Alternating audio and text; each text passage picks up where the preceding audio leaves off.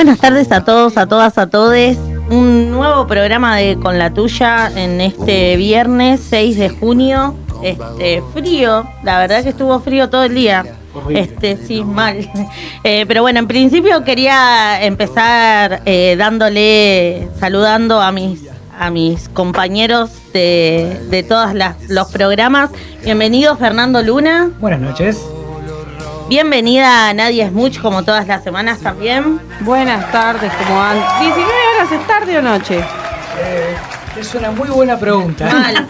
No, bueno, no, pero en invierno es noche. Sí, oscurece a las 6 de la tarde. Pero llego, buenas tardes. Bueno, buenas tardes, buenas noches. Y esta semana nos acompaña con la columna de cultura Maxi Kevorkian.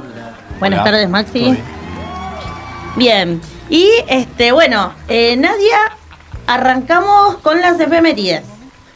Sí, ¿cómo están? Hoy traje como una efeméride general, amplia, Okay. Porque esta semana, como bien saben, se cumplieron 10 años de la primera movilización del Ni Una Menos. Entonces quise hacer una mezcla entre efeméride y columna tradicional de historia para contar cómo fueron estos últimos 10 años. Igual tiene antecedentes. Si bien la movilización tiene 10 años, el activismo en torno a esto es anterior. Previo al 2015 ya había muchas luchas feministas, desde las madres de Plaza de Mayo a empezar a hacer campañas por la violencia de género. Empieza a aparecer, se empieza a nombrar muy tranquilamente el término femicidio, pero todo muy incipiente todavía, ¿no? El 3 de junio del 2015 se convoca el primer Ni Una Menos tras el femicidio de Chiara Páez, una niña adolescente de 14 años de la ciudad de Rufino, Santa Fe. Es asesinada por su novio de ese entonces y enterrada en la casa de su familia. Su caso, uno de tantos, se va a lo que diríamos viralizar. En ese entonces se mediatizó un montonazo y eso provocó que salga una marea a la calle. Se estima que fueron cerca de 200.000 personas la primera movilización de un Ni Una Menos. Mira. Yo recuerdo, yo fui, me acuerdo de lo que fue, hizo mucho frío ese día. En el 2016 va a ser la segunda marcha y el primer paro de mujeres.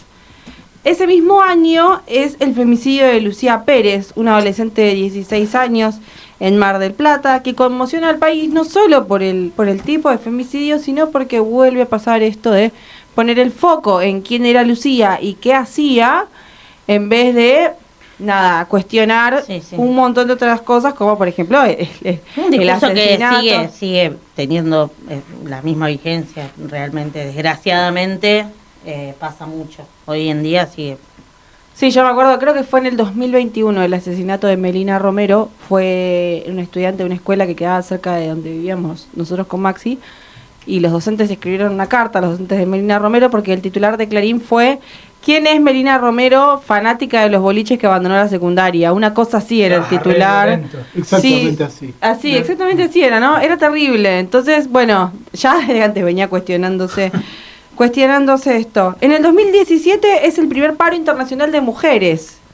Como que ya arrancó el año con marzo y las mujeres en la calle. Y al Ni Una Menos, o sea, colectivos que se van sumando al calendario anual de los movimientos en contra de la violencia de género, a favor de los derechos de las mujeres. Y bueno, en el 2018 va a aparecer la marea verde y la pelea por el aborto legal, que se va a profundizar en el 2020 con la votación. Yo me acuerdo que una de las consignas del movimiento era: no hay ni una menos sin aborto legal. Claro. Como condenatorio de las muertes producidas por los abortos clandestinos. Y bueno, del 2021 en adelante se van a ampliar un montón de cuestiones. También van a empezar a participar de las movilizaciones por el orgullo, para incluir también a los travesticidios, a los lesbicidios. Y bueno, llegamos así a los 10 años del Ni Una Menos, 2025, conmemorando los 10 años. Y este año lo que tuvo de particular fue mover el día de la movilización, que en vez del 3J sea el 4, para acompañar a los jubilados y las jubiladas que se vienen movilizando todos los miércoles, y un montón de sectores en lucha que se unieron a a la movilización. Así que hoy vi una imagen, acá fuera en Lundab, hay una muestra de fotos, mientras que esperaba para venir la vi, y vi una imagen que estaba muy buena, que era una señora levantando en la movilización una pancarta que decía: las canas, no le tenemos miedo a los canas. Y me encantó. Dije, qué linda imagen. Muy buena, muy buena. Estaba muy buena, la verdad. Así que nada, traje un poquito de historia para recordar de dónde venimos y hacia dónde vamos. Excelente, buenísimo. Bueno, muchas gracias, Nadia, por las efemérides de hoy. Y vamos a una tanda y volvemos. Continuamos acá en Con la Tuya y bueno, en esta oportunidad voy a darle el paso a mi compañero Fernando Luna, que bueno, viene a cargo de la editorial esta semana. Linda semana.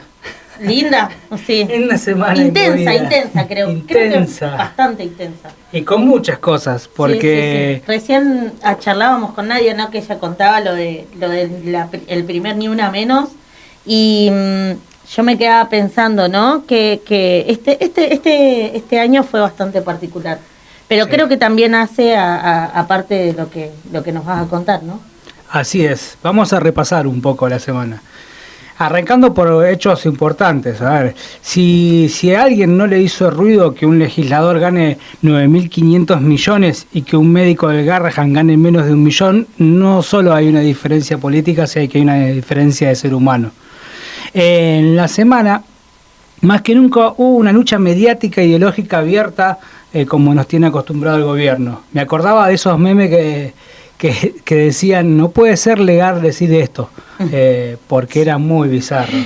En esta batalla ideológica y en la previa justamente de lo que contábamos recién del aniversario de los 10 años de Ni Una Menos, el gobierno sacó a la cancha todas las diputadas libertarias a discutir ni más ni menos que a los médicos más calificados de la Argentina.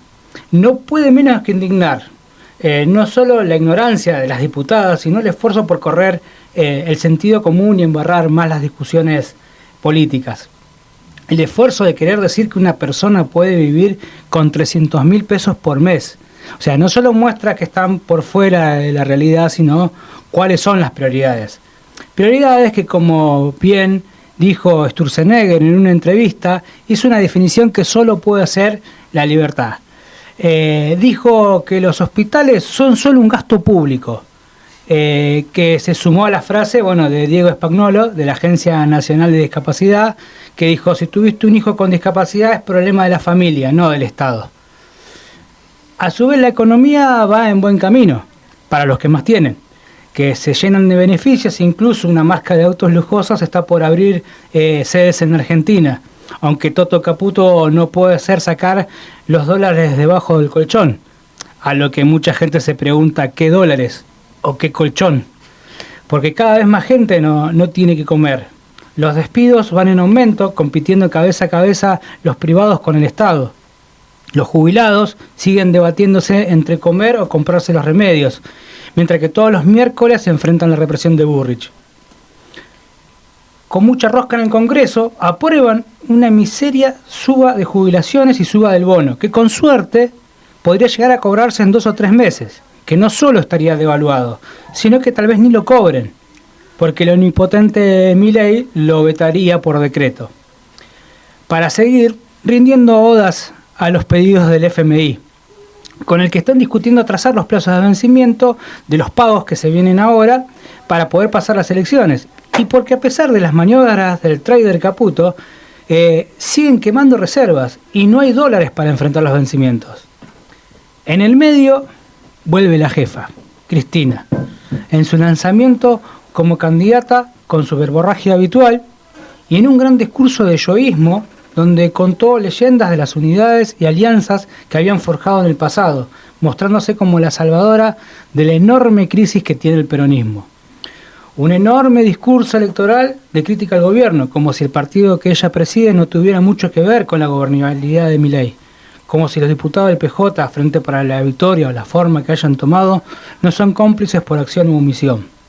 Las centrales sindicales que siguen el letargo, aunque obligando a medidas, maniobran siempre para no hacer nada, mientras que cada vez más despedidos se hacen la misma pregunta: ¿dónde están?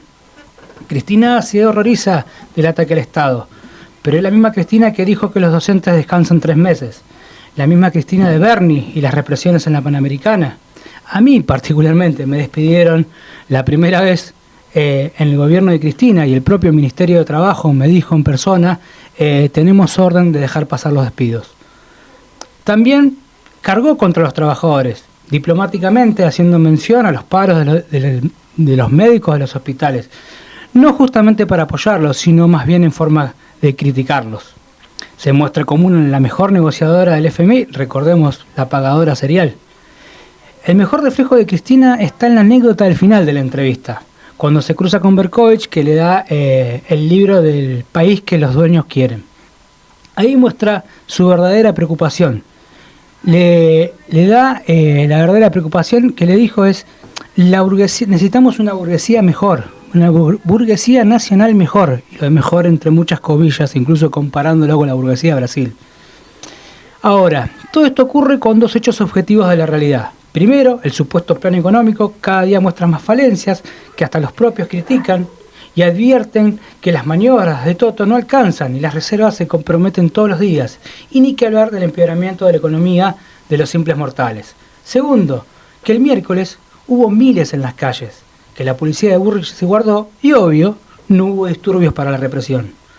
Hubo miles, los aguerridos jubilados de todos los miércoles, el CONICET, el Hospital Bonaparte, el Posadas, el Garrahan, el colectivo Ni Una Menos, que modificó su fecha para confluir con todos los reclamos.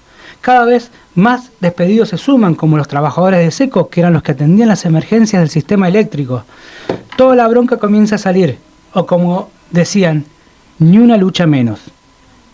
En esta batalla ideológica del mundo de la libertad avanza, donde un senador puede cobrar 9.500 millones, se le opone la realidad que no vamos a permitir eso, y mucho menos que un médico gane 800.000. Hay una palabra que le molesta, la de politizar. ¿Y saben qué?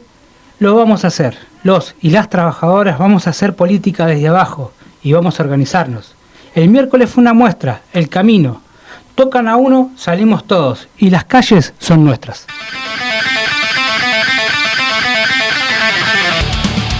Continuamos en Con la Tuya, y bueno, en esta oportunidad quise tomar el espacio para poder charlar, bueno, un poco de lo que comentaba Nadia, ¿no?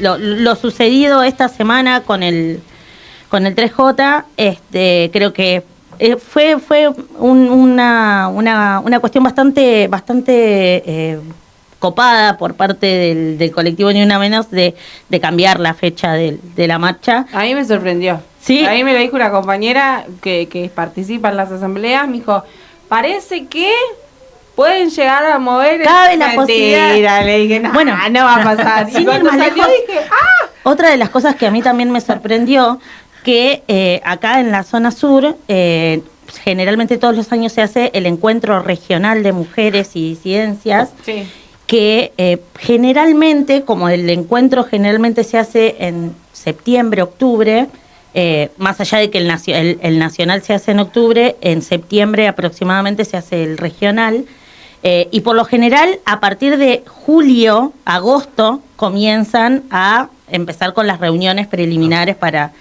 preparar el encuentro. Bueno, no, este año particularmente ya arrancaron desde la semana pasada y incluso empezaron a discutir sobre la participación de la movilización y adherir a la fecha que decidiese el colectivo Ni Una Menos. Eso estuvo bastante copado, estuvo bastante interesante, me pareció algo que bastante fuera de lo normal, ¿no? Que hace también, creo, a la coyuntura. Y para poder conversar un poco más de esto, en esta oportunidad, esta semana, quisimos traer a una invitada especial, particularmente para Nadia y para mí, porque somos bastante fanáticas del trabajo que suele hacer. Ella es Celeste Murillo. Ella es actualmente la encargada de la columna de Cultura y Género en El Círculo Rojo, el programa de Fernando Rosso que sale todos los sábados de 12 del mediodía a 2 de la tarde, recomiendo, en Radio Con Voz. Y además también es columnista de La Izquierda Diario, de también la columna de género y cultura. Así que nada, muchísimas gracias por participar, Celeste, bienvenida con la tuya. Nada, gracias por hacerte el espacio para charlar un poco con nosotros. No, gracias a ustedes por la invitación. Excelente. Bueno, para arrancar, voy a arrancar con una pregunta sencilla que originalmente, o sea, a mí me parece que, bueno, era parte de lo que veníamos charlando, ¿no? Con los compañeros acá. ¿Qué lectura haces de estos 10 años del Ni Una Menos, como para arrancar? Como para arrancar con algo sencillo. Sí, tranqui. Sí. Como es, bueno, es mucho tiempo y además es un movimiento que generó muchas cosas, es muy amplio. Algo que a mí me sirve para pensar un poco es pensar cómo se suele evaluar, sobre todo este año, al movimiento Ni Una Menos, empezando con un punto de vista un poco negativo, aunque sea como con buenas intenciones, que es que no se acabaron los femicidios en Argentina, por ejemplo, algo que es una realidad, pero me parece un poco injusto medir a un movimiento como el movimiento Ni Una Menos, que es un movimiento contra la violencia patriarcal, que es cierto que nació como una movilización por un femicidio en particular, el de Kiara Páez, una chica de 16 años, pero que una vez que surgió, amplió su agenda muchísimo, y lo más importante en realidad es que hizo que aparecieran otros movimientos en Argentina en primer lugar, a lo largo y a lo ancho del país, que no es algo que muchos movimientos sociales o políticos hayan conseguido, por lo menos en la historia reciente de Argentina, en la historia de los años del regreso a la democracia, digamos. Sí. Eso es uno, sino que también tuvo una proyección internacional que para nosotros, las personas que vivimos en Argentina, es un poco difícil de ver, pero Argentina es un país que por supuesto es un país importante, pero está lejos de ser uno de los países centrales del mundo, y así todo tuvo un movimiento que se transformó en inspiración, fue imitado en otros países como Polonia, que hizo su propio lunes, le llamaron allá los lunes negros, imitando las movilizaciones de Ni Una Menos. Fue de alguna forma un aliento para el movimiento Me Too en Estados Unidos. Bueno, ni hablar en América Latina, en México, en Brasil, en Chile, que tuvo réplicas mucho más cercanas. Y después, por otro lado, abrió un montón de debates que, vistos desde hoy, a nosotros también nos parecen como cosas obvias, empezando por quizás el movimiento más exitoso argentino, que es la Marea Verde, que no podrían haber existido bajo ningún punto de vista con la masividad que tuvieron si no hubiera existido Ni Una Menos. No porque en Argentina no existiera ya la demanda por el derecho al aborto, que de hecho es muchísimo más vieja que Ni Una Menos, tiene bastantes más años. De hecho, este año solo la campaña por el derecho al aborto legal, seguro y gratuito cumplió 20 años, pero sin Ni Una Menos nunca hubiera tenido el plafón masivo que lo transformó después en un movimiento como la Marea Verde, que ese movimiento sí tiene mucha más...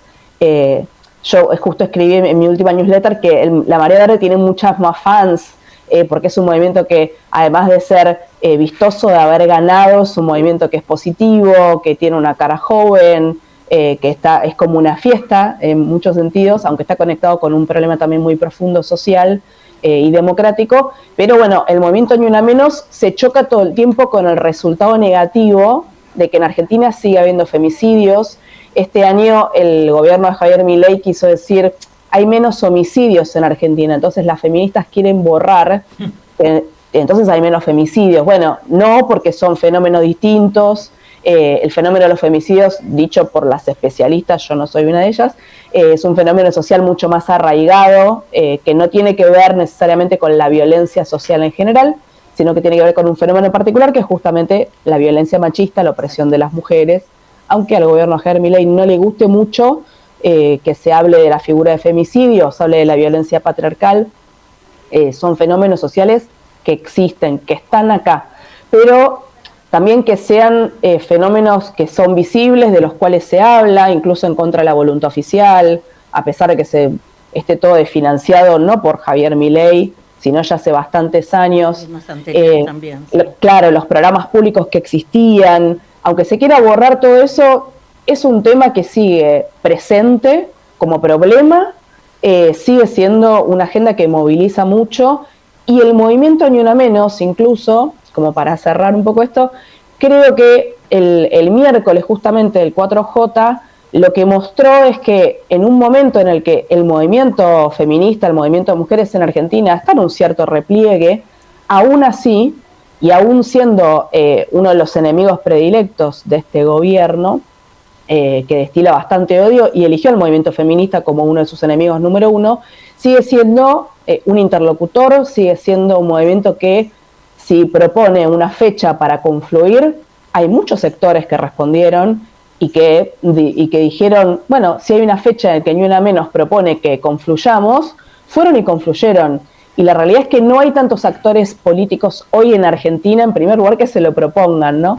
El miércoles había como en varias marchas, así como se canta en las rondas de los jubilados alrededor del Congreso, los jubilados y las jubiladas le enseñan a luchar a la CGT, se recuerdan esas consignas que obviamente sonaban mucho más fuerte en 2015, en 2018, pero que a una pequeña escala y por lo menos como voluntad política de parte del colectivo Ni Una Menos y sobre todo de la asamblea que organiza la movilización, creo que estuvo presente en 2025 y demostró su vigencia.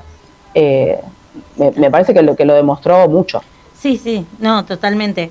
Inclusive esto justamente esto mismo que planteás me parece que es clave porque inclusive nosotros ayer lo estábamos discutiendo, después nos quedamos pensando y analizando mejor todo lo que fue el balance de la jornada del día miércoles. Yo al principio decía, no, me parece que el rol de Ni Una Menos quedó como muy desdibujado en comparación a la unidad de todas las luchas que habían convocado a este miércoles.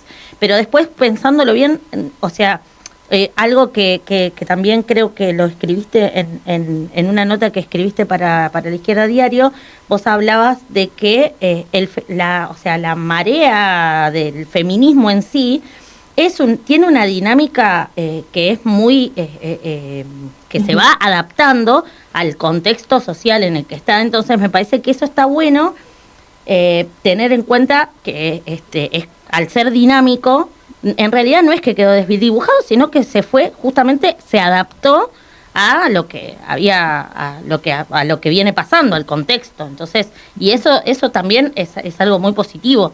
Y habla bien también del movimiento feminista y cómo se va adaptando al contexto de toda la situación por la que se está pasando en general, ¿no?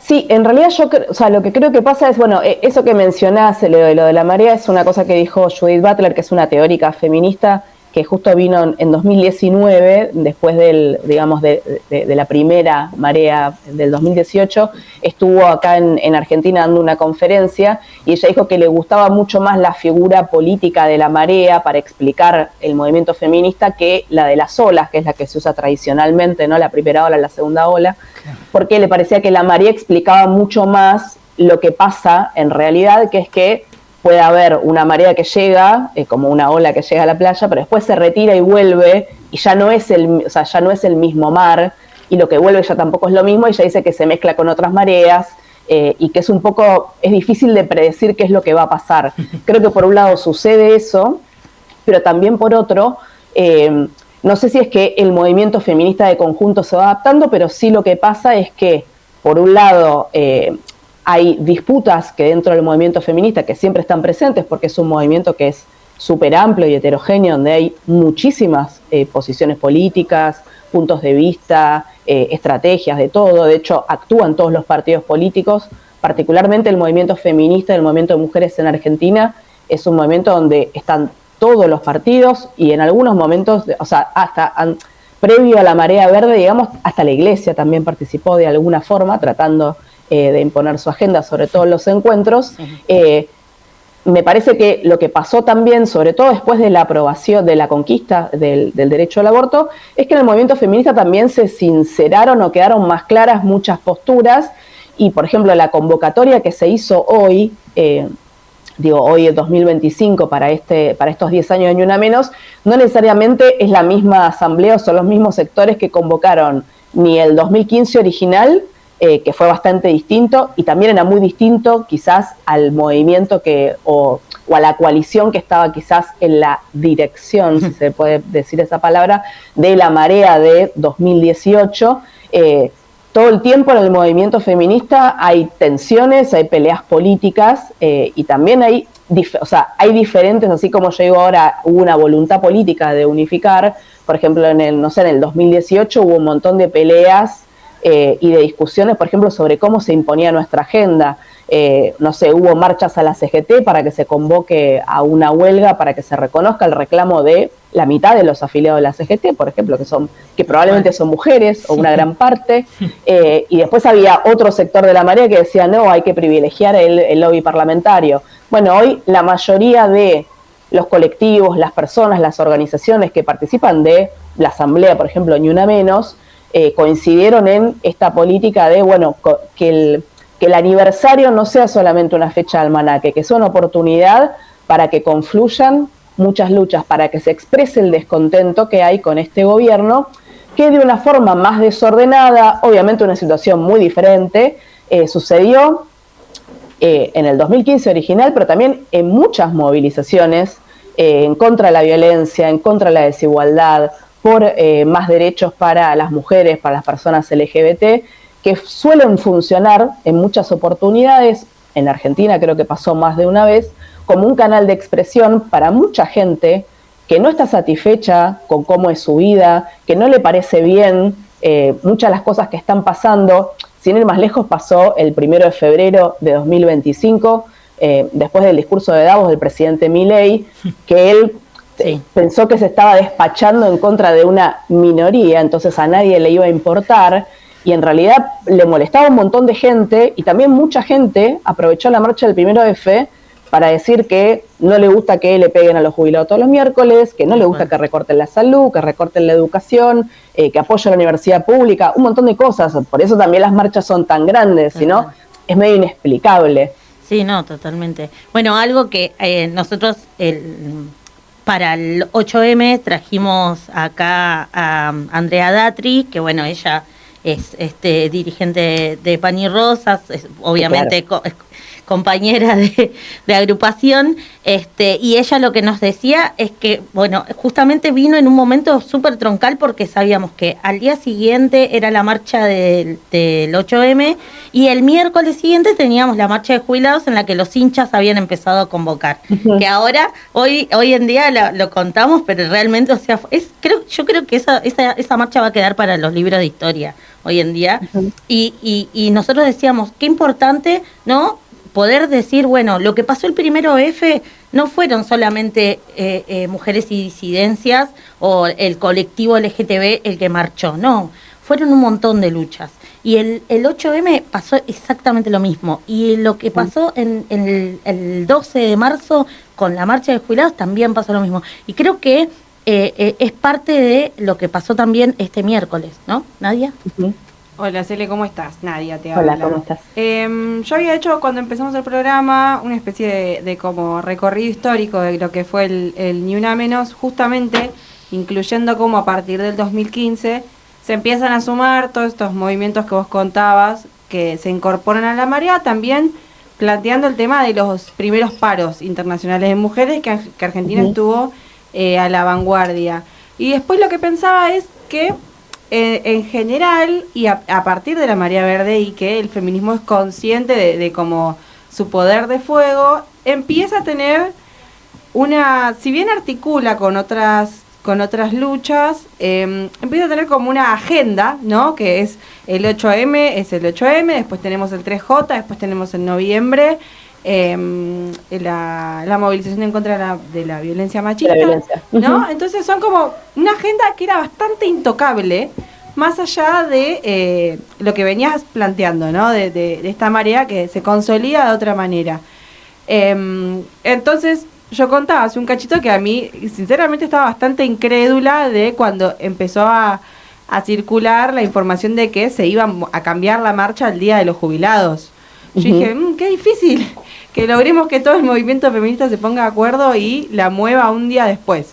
Y bueno, efectivamente pasó. Vos hablabas de la voluntad política, bueno, obviamente el contexto yo creo que favoreció esta situación. ¿Qué otros elementos pensás que jugaron en que se confluyan más, en salir un poco de la escena y decir, bueno, esto de que el eslogan termine siendo la unidad de todas las luchas? La salida acá es la unidad de todas las luchas. Teniendo en cuenta la semana estuvo atravesada por el conflicto del Garrahan también, ¿no? Que es como el tema en agenda y demás. Claro. Mira, creo que pasan como dos cosas. Una es una diferencia de momentos. Una cosa es, yo creo que probablemente en la última década, o sea, en esta década, ni una menos, hasta la conquista del derecho al aborto probablemente, un poquito más, el movimiento feminista en Argentina, pero en general a nivel internacional, era como el movimiento que todo el mundo estaba mirando, era el que imponía su impronta, o sea, ponía como la forma de pelear. De hecho llegó, ahora pensaba cuando decías lo del paro internacional de mujeres, también, o sea, volvió a pensar, por ejemplo, en la idea de la huelga, aunque hay muchos debates sobre el paro internacional de mujeres, de hecho nosotros en Pan y Rosas tenemos nuestro propio punto de vista, rescatar esa idea de la huelga como la acción que a vos te permite hacer que tu demanda tenga fuerza y se escuche, o sea, fue algo súper importante que lo hizo el movimiento de mujeres, no en Argentina, sino a nivel internacional. Como idea fue muy poderosa. Una cosa es eso, que no creo necesariamente que tenga que ver con que el calendario es intocable y se marcha solo esos días, sino que creo que tiene que ver con lo que decía antes, que es que al revés, que es que para mucha gente esas fechas son una oportunidad para marchar. A lo mejor vos estás en un laburo, sos precario, sos precaria, no tenés sindicato, y el 25 de noviembre, por decir una fecha, que se marcha en contra de la violencia machista, para ese día vos podés ir a la marcha y para vos es una oportunidad de decir que la sociedad es injusta, que hay desigualdad, que a vos no te gusta vivir así. Bueno, lo mismo le pasa a lo mejor a una maestra que no puede parar, pero el 8M sí puede ir a la marcha, o le pasa a un jubilado que no tiene un lugar a donde ir a manifestar, pero a lo mejor en su ciudad sí hay marcha, el 3J, entonces va a esa marcha. Creo que eso pasó durante varios años, es evidente que hubo un cambio en el signo político, que también, ojo, creo que tiene muchísimo que ver justamente con la potencia movilizadora que tenía ese movimiento, no solamente en Argentina. Por algo el gran rasgo de los partidos reaccionarios actuales es que son casi todos antifeministas, o usan muchísimo ese discurso para ordenar un poco su agenda. Creo que pasa por un lado eso, pero por otro lado creo que también hoy lo que sucede y lo que hace que sea algo relativamente natural en una organización como la Asamblea Ni Una Menos, donde confluyen, hay partidos de izquierda, hay grupos, hay organizaciones sindicales, organizaciones populares, es bastante heterogéneo también, es que las mujeres, las personas LGBT, las disidencias también, no son solamente eso, o sea, no somos solamente nuestra opresión, no somos solamente nuestra lucha en contra de algo, sino que casi todas las personas que participamos en esos movimientos somos trabajadoras, somos trabajadores, estudiás en alguna parte, sos parte de una comunidad laboral, estudiantil, barrial, territorial, lo que sea, donde hoy se están discutiendo un montón de cosas, hay un montón de problemas, y a mí me parece bastante lógico que confluyan y que confluyan y que haya que exista esta voluntad para que todas las luchas vayan un día, se unan. Yo me refería sobre todo a la voluntad política de que alguien diga, bueno, mira, este día lo ponemos y nos juntamos. Y creo que ahí juega también que, a pesar de los insultos, de que lo quieran desacreditar, el movimiento Ni Una Menos sigue teniendo una autoridad importante para mucha gente, que dice, che, Ni Una Menos llama a movilizarse el 4J, vamos, llevemos nuestra demanda. Las familias que estaban movilizándose por la ley de emergencia de discapacidad se sintieron convocadas, las residentes y los residentes de Garrahan también, las jubiladas y los jubilados ni hablar, científicos, bueno, así todos los sectores que participaron. Creo que se combinan un poco esas dos cosas. Por un lado está el cambio, este cambio de momentos, pero también por otro lado está esta realidad que es un poco también lo que hablábamos antes del 1 de febrero, que está bien, vos, por ejemplo, participás del movimiento LGBT, pero probablemente también te están pagando poco, estás pagando mucho alquiler, tenés que pagar la comida en cuotas, Bueno, hayas y además defendido la tu elección universidad el año sexual pasado. es discriminada, qué sé yo, Sí. pero las personas tienen los mismos problemas, en general está todo mezclado. Sí, sí. No, totalmente. Bueno, justamente y ahora como para eh, cerrar, me gustaría hacerte una pregunta porque vos hablás en tu nota, en la nota que escribiste, hablas eh, de que el ni una menos vuelva a ser una contraseña popular, ¿no? Ujú. Y que lo fundamental es poder unir todas las que luchan y todos los que luchan en las calles. Entonces, ¿cómo ves vos, o sea, en este contexto y en base a también, bueno, todo esto que venimos charlando, de la postura que viene tomando tanto la Asamblea como el movimiento feminista en general, porque o sea, el movimiento feminista no es solamente el Ni Una Menos, No, o bien. la Asamblea, sino que es algo mucho más masivo. ¿Cómo consideras vos? Yo creo que predisposición hay, pero bueno, ¿cómo consideras vos que se puede llegar a dar esto de configurar el ni una menos como esta contraseña popular que pueda llegar a servir para unir a todos los sectores, como lo hizo para la marcha, ¿no? Ujú. Bueno, ojalá lo supieras con certeza, pero no, la verdad que no sé. O sea, arriesgo lo que me parece que sería como más constructivo, lo que sería más económico quizás, para no tener que hacer todo un camino, ¿no? Todo de vuelta, porque estos 10 años también me parece que dejaron como muchas discusiones que enriquecieron mucho al movimiento feminista, pero también creo que en general las organizaciones sindicales, populares, de desocupados, desocupadas, de izquierda, en general.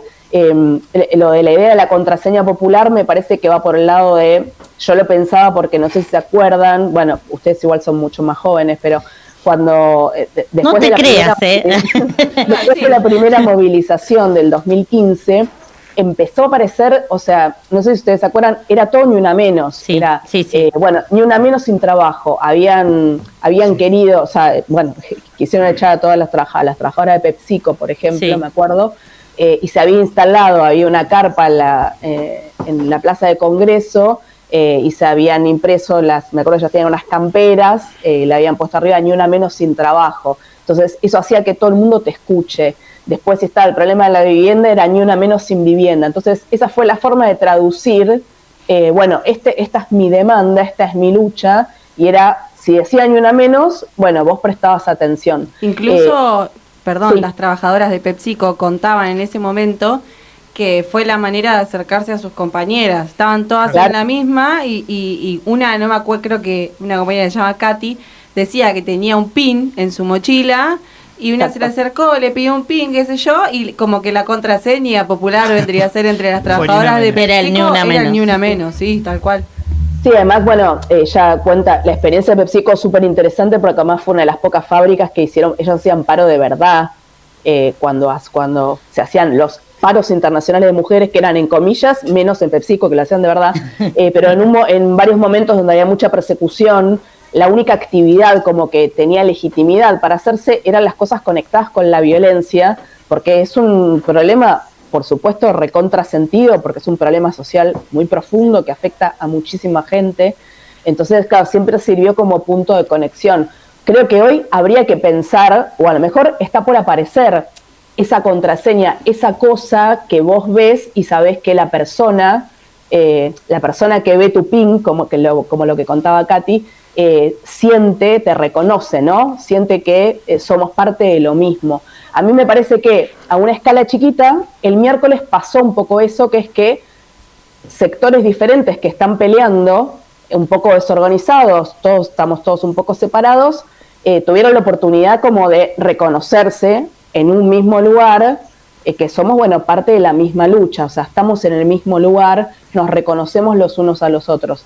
Me parece como un primer ejercicio de reconocimiento. Creo que todavía hay que encontrar quizás o una consigna que unifique o de nuevo una fecha que vuelva a unificar a todos los sectores que tienen demandas que parecen distintas, pero que en realidad todas tienen mucho que ver con lo mismo, que es básicamente hoy el gobierno de Milei, digo como para decir una generalidad, pero que tiene que ver con que se privilegian los intereses de una minoría cuando la mayoría de la población tiene salarios que son súper bajos, no hay acceso a la salud, no hay acceso a la educación, bueno, cosas que seguramente hablan todo el tiempo. Me parece que en eso el movimiento feminista, el sector que está movilizado hoy, porque es cierto lo que decís, por supuesto que hoy todo el movimiento feminista, vaya uno a saber en qué anda. Hay mucha gente igual, o sea, creo que, por ejemplo, muchas chicas que participaron quizás de la marea, probablemente hoy estén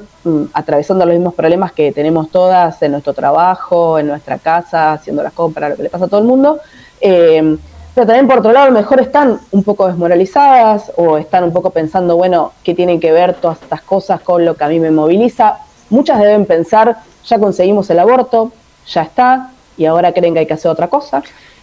Hay otras que están apoyando opciones políticas que claramente tienen una posición que no hay que estar en la calle, como muchos sectores de la oposición.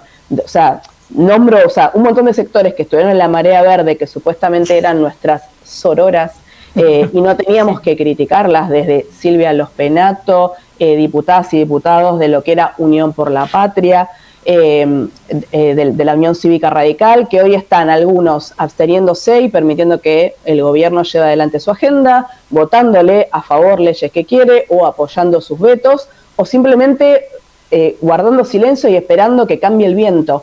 Me parece que la decisión de la Asamblea del otro día de cambiar la movilización al 4 y de confluir con las jubiladas y los jubilados y los demás sectores, trata de ir en un sentido opuesto y de estar en la calle para como punto básico reconocernos entre los sectores que estamos luchando y tratar de buscar opciones para que esa movilización crezca y para que... Claro, que no sea un hecho aislado.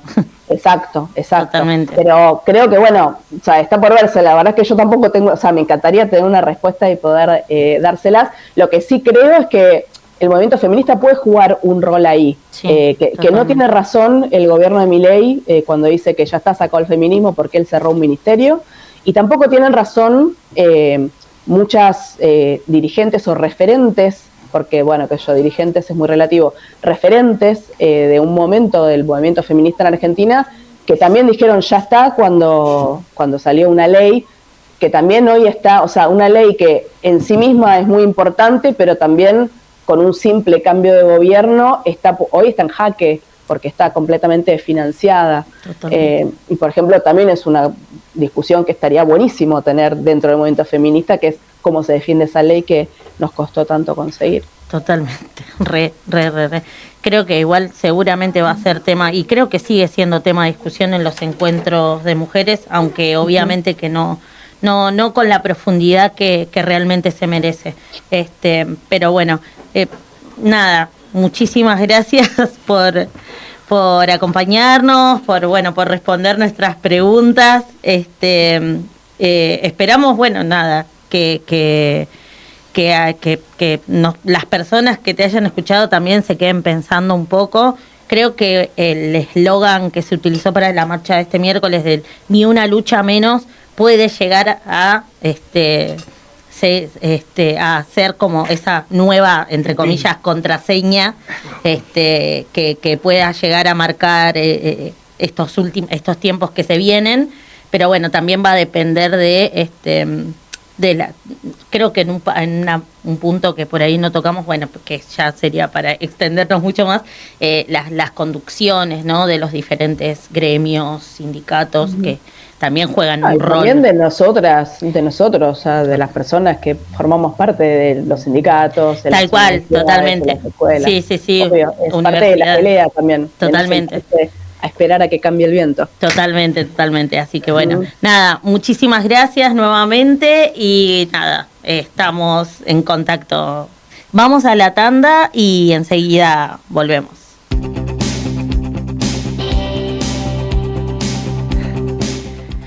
continuamos Con la Tuya. Bueno, después de la entrevista con Celeste, la verdad que no tengo mucho más para qué decir. Por algo hacemos la entrevista al final, ¿viste? Ustedes se preguntaban, ¿por qué siempre...? Bueno, por esto, porque era como, bueno, ¿y qué hacemos ahora? ¿Cómo se ¿Cómo sigue después pilotear? de esto? Claro, Tal claro. cual, es impiloteable, totalmente. Estuvo re buena. sigue? Si Igual- aparecen recién ahora, busquen la entrevista, pues estuvo Sí, re sí. buena.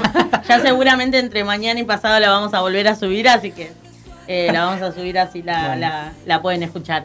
Bueno, en esta oportunidad vamos a hacer así rápido antes de irnos, porque ya se nos terminó prácticamente el programa, pero no.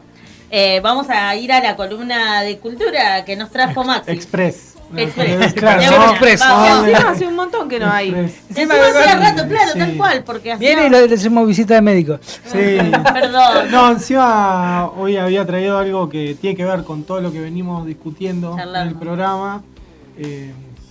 Y sobre todo, cómo la violencia hacia las mujeres a veces, la mayoría de las veces se invisibiliza. Hoy traje El Hombre Invisible. Una Muy explícito. película y columna que quiero hacer. Quiero, Estás en la radio. claro. ¿Me estás jodiendo? Sí. Mirá, vos sabés que yo la vi cuando era chica, pero ni me No. acuerdo. Pero no Ojo, es esa. ¿cuál? Es la del 2020. Ah, no, Apa. esa no La la versión- vi. la Nosotros vimos la de nueva. Kevin Bacon. Sí, Claro. Está Ah. buena. Esta, o sea, yo pensaba, ¿se puede resignificar una obra? Ujú. ¿Sí o no? Bueno, esta es una obra resignificada. El Hombre Invisible es una obra de 1897 de H.G. Wells, Claro. que se No llama tenía Herbert, idea. no es Orson. Ah, mira. Sí. Herbert Wells, donde un tipo invisible que descubrió cómo hacerse invisible quiere dominar el mundo, más o menos. Bueno, y la lucha, qué sé yo. Bueno, Lake Whannell, que es un nombre que no suena a nadie, Sí. es un escritor que es el que escribió Saw o Los Juegos del Miedo. Ah, mira. Bueno, él es el autor de... ¿Pero qué junto es de terror, esta nueva versión? Esta versión es terror, pero lo que yo pensaba recién mientras hablamos es que el terror no está en los jumpscares y la música y todo, sino el terror cuando uno ve esta película es cómo la pasa una mujer en la realidad. La película empieza con una mujer que vive en una especie de castillo californiano con su esposo, que la tiene totalmente sometida. Entonces ella lo droga y minuciosamente planea un escape. Mira.